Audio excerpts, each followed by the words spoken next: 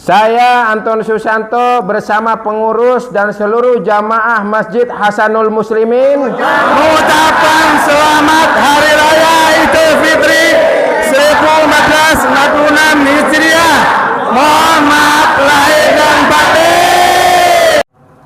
Kenapa keridhaan Allah begitu besar terhadap seorang anak yang berbakti kepada orang tua?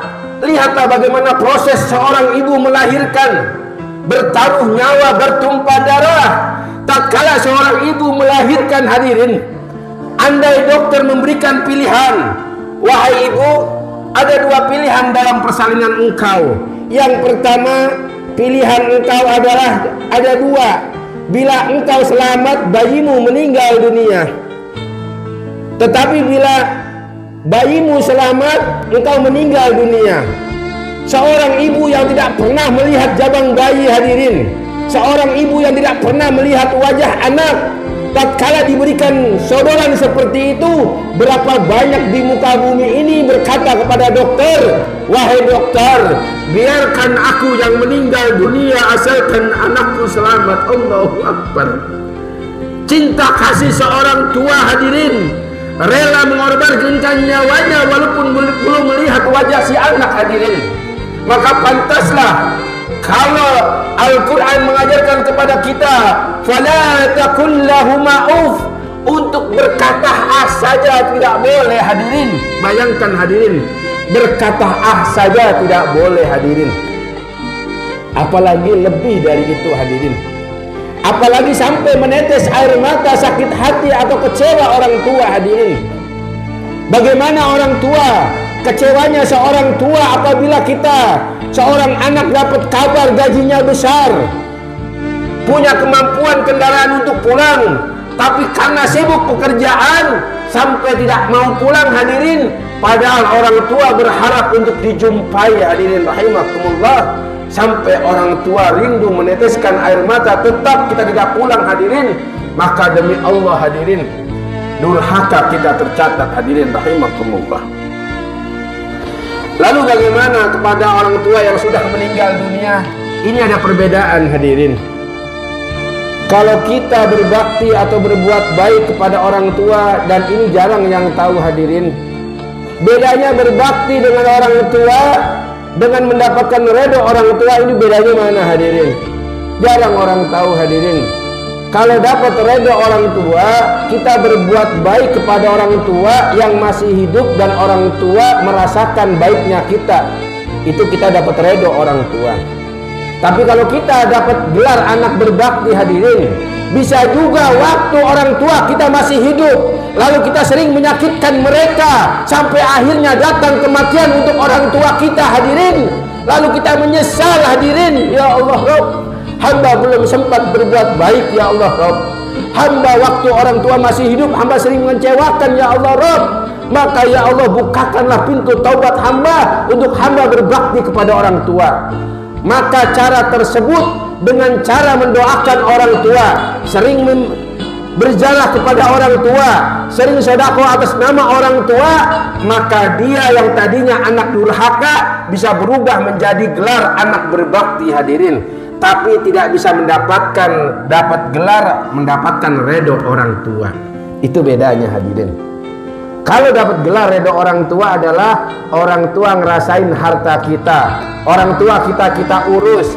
Yang orang tua miskin kita jor-jorin rezekinya, orang tua mendapatkan kenikmatan dari kita, itulah yang disebut dapat redha orang tua, hadirin. Tapi kalau kita ada penyesalan setelah orang tua kita meninggal dunia, hadirin, lalu kita taubat kepada Allah, ingin memperbaiki hubungan kita kepada orang tua kita yang sudah meninggal dunia dengan cara sering kirim doa, sering sedekah atas nama orang tua, kita hanya dapat gelar berbakti kepada orang tua, tapi tidak bisa dapat redha orang tua.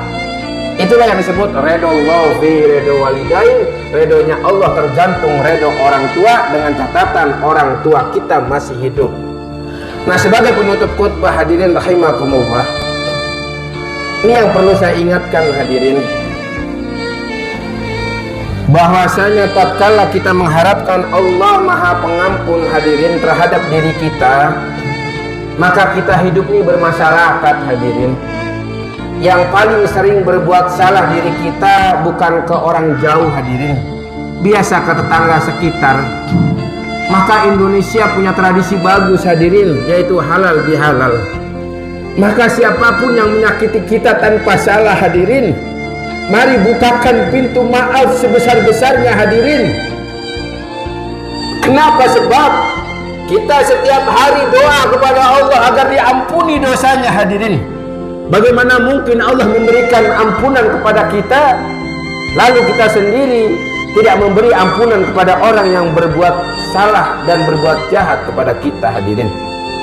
Oleh karena itu hadirin rahimakumullah, nanti selepas Idul Fitri hadirin, agar ibadah kita sempurna dan diterima oleh Allah Subhanahu wa taala amal ibadah kita dan dosa-dosa kita dimaafkan, mari kita berwasilah. Ya Allah, orang ini menyakiti hamba tanpa sebab, ya Allah, di hari ini hamba maafkan dengan wasilah tersebut, maka maafkanlah segala dosa dan maksiat hamba, ya Allah.